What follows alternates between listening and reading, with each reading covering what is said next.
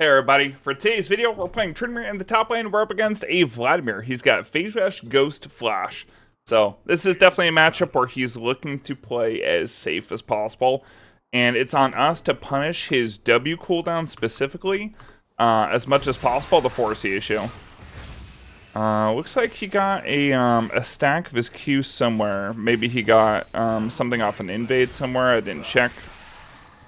But yeah, we're going to look to trade him as much as possible. We want to get in front of these minions to try to force a trade. Any damage like that is so good because maybe we can even look to force a dive in this situation. Let's see. I think he is low enough, so I will force a dive. He has to hit level 2 to hit his W. Oh, he hit level 2. Damn. Oh, he got an assist on the level 1. Okay. Damn. If he didn't get an assist, he wouldn't be level 2 on that minion, and then maybe we could look for a dive. Lame. Okay, so we see the Wukong is pathing towards bot lane. That's good. Means we don't gotta worry about him. Let's see if we can force his W. Although I don't want to spin on Vladimir while spinning through his minions, because then the wave's just gonna perpetually shove into Vlad. So it kind of sucks that he's kind of able to just sustain back up. But is what is. We want to play the wave management way better than, or like way more than we want to play just like taking like that one trade. So let me just, we can take a trade here. Wave shoving back. We're good. That's his Phase Rush. That's his W. Maybe we can look for another trade here in a second. I don't even care if I take his W, because I can just triple auto, and it's just so much more damage. And I flipped it. It was a 50-50 that I killed there. And because I crit, he dies. If I don't crit, we trade flashes. And in my opinion, that's worth it. Like, if you have a 50-50 where it's like, okay, you for sure get a kill, at the cost of literally nothing. Because, like, in my opinion, like, if you trade a flash, it's, you know, literally no cost to you, right? You should take that 100% of the time. Alright, so taking a look at the situation now, everything's looking, you know, decent. We've got 28 to 12 CS lead on Vladimir. I'm actually going to go double longsword boots, refill. So there is also an angle where we can go where we can actually save, like, just sit in base and wait for Tiamat. And then maybe we don't even go for another kill in Vlad. Because honestly, this Vlad matchup is very hard to solo kill. There's a reason why people pick Vlad into Trynd, especially taking Ghost Flash Phase Rush. Super hard for Trynd to force the issue. The only thing you can force is that W cooldown and then punish the W cooldown, which Vladimir is going to build CDR boots. He's going to build Cosmic Drive, and then you don't touch him. So, if we went the Tiamat angle, we can play to maybe get on his jungle a little bit. I'm actually going to look to play and shut this a bit. So, I did burn that W cooldown. We did burn the Phase Rush cooldown. Like, both those cooldowns are very high in the early game. Again, I don't even care about taking the Empowered Q from Vlad. Oh my god, that damage! Enemy double kill. Yo, this Vlad just got triple crit, so he can't do shit. Yeah. But he's going to have his W up. We know Wukong is top side. So, Wayne forcing issue. Now, maybe we can go with our Graves and LeBlanc here towards Wukong jungle. We actually scout this. So, it does give Vlad a little bit of time to kind of like fix the wave, shove it in. Maybe I can hold a freeze off this.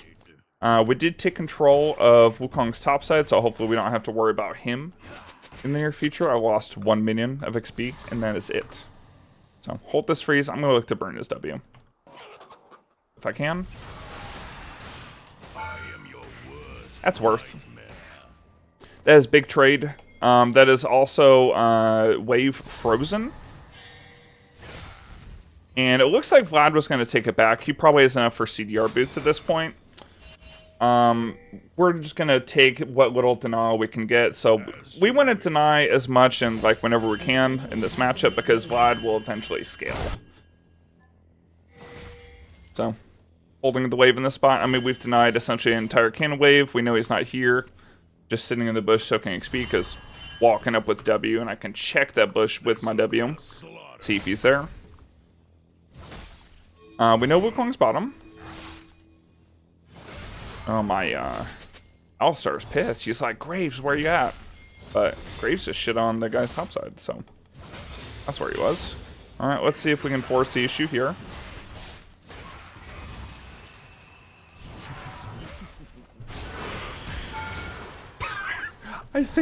I think he got spooked.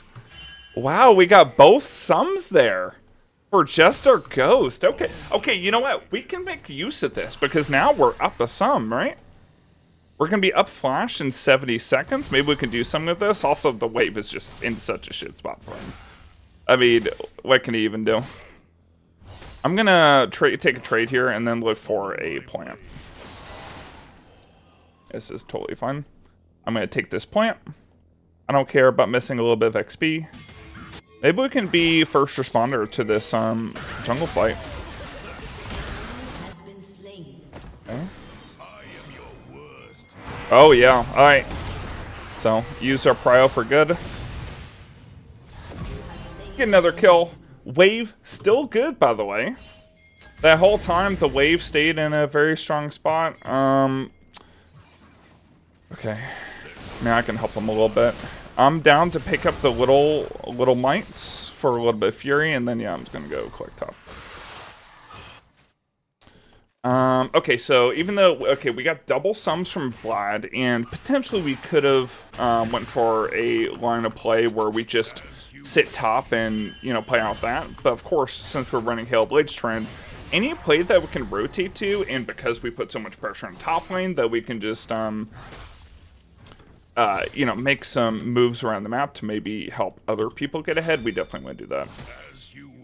Something you can't do as much, like force the issue early at least, running like lethal or grasp.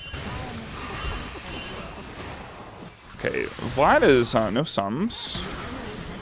Oh man, this is looking free low. Like this Lux is so out of position. Hey, we take those. Big. I'm very close to having Profane Hydra. I'm down to just shove another wave and deny another wave for the Vlad. Okay. He's saying to go get the grub. I don't care about the grub. I'm going to get this. I want my Profane Hydra. I want it now. Okay. Shove that in. Another cannon wave being denied for the Tryndamere. Then we go back, grab Profane Hydra. And, oh my god, we are so strong. So, you guys can see, with this style of play, we can force, early advantages against a weaker top laner, even though he can play safe. We can still abuse his W cooldown, abuse that phase rush cooldown, force the issue as much as possible, play the wave management, and by playing the wave management, we're not just perma-shoving into Vlad, and we can, make plays off it. And that's what we're looking to do. That's what Tryndamere's so good at. Like the mobility, the fact that I don't have resources, makes us a really good top laner to, punish early. Let's see. I might just proxy and take that last grub. Okay, I think we're spooking this Vlad. Either that, or he's like really concerned about the wave clear. Oh no, let me drop a pink here. This is a great place to put a pink ward. And this is a great place to put a regular ward, just so we have some deep vision. Oh hey, it looks like their ward just expired right as I came in. What perfect timing. And I'm gonna grab this third grub, just so we can get the extra might when shoving in. I don't know what this guy's doing. It's a 1 HP Wukong. Is he running it down? Guy looks pissed. Man, might be an easy one. Let's soak a little bit of XP. Oh, like anytime possible, by the way, like if you're roaming for making plays, don't just give 100% the XP. Like, it's okay to shove with your team. Like, Tryndamere is very good with resources. Even if it's you funneling those resources towards yourself, you absolutely should be doing that. Some people might get pissed, but if you're carrying the game, I promise you, people aren't going to speak up. And if they do, they're stupid. I'm going to get a plate in front of his face. Very hard to, again, kill the Vlad because, you know, phase rush, he's got his W. Maybe we can do a little trade here. Oh, my... Okay. Well, hey, he just lost 70% of his HP, so I did their auto Tiamat, auto spin. You need to learn this fast combo with Trynd if you want to get, like, some crazy short trips under turret. Really abusing the attack speed that you gain. Wow, great. Graves just freaking executed him. Oh my god. The Vlad had no W, no phase rush, no nothing, because I just burnt it. I got him to 20% HP, and yeah. Graves doing Graves things. Alright. Well. Okay, so from here, to continue our advantage, we're just going to keep bowling down topside turrets, while Vlad just doesn't have the damage to threaten us. These turrets, like this turret itself right here, like me, taking a solo, 700 gold. It's worth like 2.5 Vladimirs at this point. So I will gladly just sit here and tank the damage, and then just walk away, because I can. Alright, let's get out of here. So from here, we got a couple angles we can go. We can go into Mortal Reminder for, you know, Vladimir healing. In this case, I would say it's not really necessary. Just because, he's really the only healing on the team. I mean, maybe this guy built like a centered sky and gets a little bit of healing. But that's not enough for us to build Grievous. Like, you'd only build Grievous running a hill, Blades, Lethality, Tryndamere, when they just have so much healing. Like, they literally have Soraka, and you're against an Aatrox or Warwick or Vlad, where, you know, it's like multiple healing sources. You know, something that is like just drain tanking your team like crazy, and for some reason you have to be the one to build Grievous. In that case, yeah, sure, do it. And if it helps you sideline, especially early game, definitely. But outside of situations, just go straight into the LDR. We alternatively could have built into Cyclosword and went Profane, Cyclosword, IE, and that's a very strong start as well. Jungle Diff, he gave up already. You know, like, he got an early assist, I think, from the invade, just like Lux got the kill, Vlad got an assist. I don't think he's done anything since, and because I have prio topside, and we have LeBlanc mid, we were able to make some good plays to kind of, like, end this game early. And, you know, this is how you can just snowball, like, not only your lane, but the whole game out of control, which is what you're doing. And now, we just... I mean, this Graves is just tilted the enemy jungler. This guy's like... I think he's on a Smurf. He's like a 90% win rate account, and we just beat up the Smurf.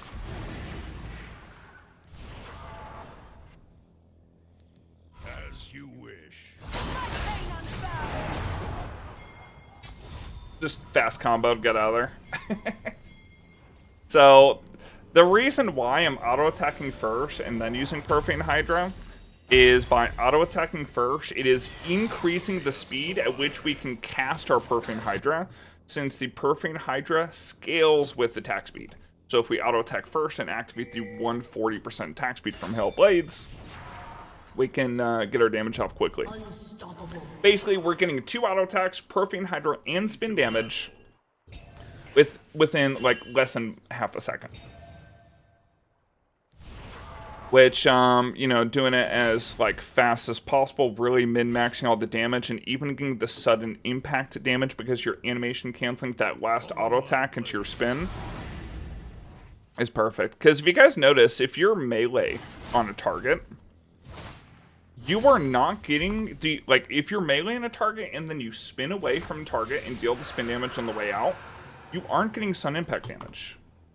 So the way that you can get sun impact damage, like from being melee already, is you kind of time your auto attacks. You auto attack first, and then like as the auto attack is like about to go through and deal the damage at the like towards the end of its animation, then you spin before the like once the auto attack has gone through most of its animation before it deals the damage, and then your auto will actually deal damage after the spin, even though you auto attacked first. Does that make sense? It's like you're basically spinning while auto attacking, which is just kind of crazy when you think about it. But yeah. The Samira flash while spinning in, so I had a flash to follow. I could have saved Ghost, but that's fine.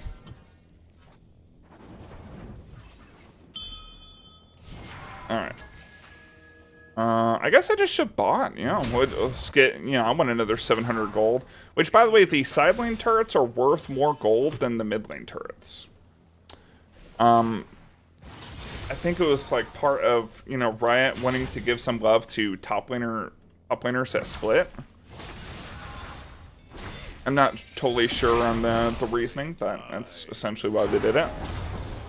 They wanted split pushers to have a little bit more agency by, you know, giving a little bit more advantage from getting those turrets, which, hey, it's pretty good for us.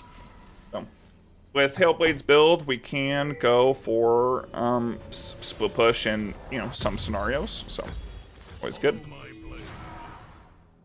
Alright, so we got BF Sword building in towards Infinity Edge. So for this game, they have a little bit of shielding from Lux. But it's not crazy. It's not like the only reason I would like not go Cyclo Sword in the next item and I would go Serpent's Fang is that they have like a Moonstone Karma. Or they had multiple shields. Maybe they had Ivern Jungle with the Lux mid or something like that. And maybe I'm against an Mbessa or Riven where it's like the Serpent's Fang is helping me out individually in my side lane matchup. That's why I'm going to go Serpent's Fang. Otherwise, just go Cyclo Sword. Go Axiomark. And if you have Lethality Jungler like we have the Graves here, I mean, you could just let them build it too, and that's fine. I mean, look at that damage we're doing to him, man. It's gross. So, I will say, if you're, like, even if you don't do the auto spin away perfectly, if you have red buff or some kind of, you know, something else to do damage over time, or, you know, maybe you're able to get any damage back on the Vladimir after you spin, even if you start meleeing spin away. Maybe you have Hextech Soul, or maybe you have Ignite on him. That damage will also apply Sudden Impact, since it's any damage after the spin. We'll apply it. You know, managing your Sudden Impact damage, and like, if you see me with my Sudden Impact damage, maybe compared to yourself, or some other people you watch, mine will always be very high because I min-max everything about it. Sun Impact has a 10-second cooldown, Hail Blades has a 10-second cooldown, but the Hail Blades cooldown doesn't start until after the 3 auto attacks. So what you can do, especially for laning phase, you can actually spin about 1 second before your Hail Blades comes up. You spin, you get that first auto, that's going to apply the Sun Impact and put that cooldown down like instantly. And then you wait until your Hail Blades comes back up, and then you do that triple auto. And even in early game, if you get really lucky on crits, you can get, you can do some crazy shit. Like, you can get very early spin resets, even while your spin's still, like, rank 1.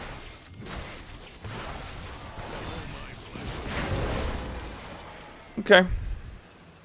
Wow, we got, dude, 62 flowers. Oh my gosh, dude. I was at the LTA Championship this weekend. Just why you might not have seen me on my live stream on Twitch this weekend. I was watching VKS, FlyQuest, and 100 Thieves play. Games are super fun to watch. But man, is pro play sometimes just like so boring for the early game, man. It's like 15 minutes of just nothing. Where they're just in there like just trading objectives. Okay, I'm gonna have to ult. I got caught by the bind. Yo, I think that Vlad wanted to kill me. What do you guys think?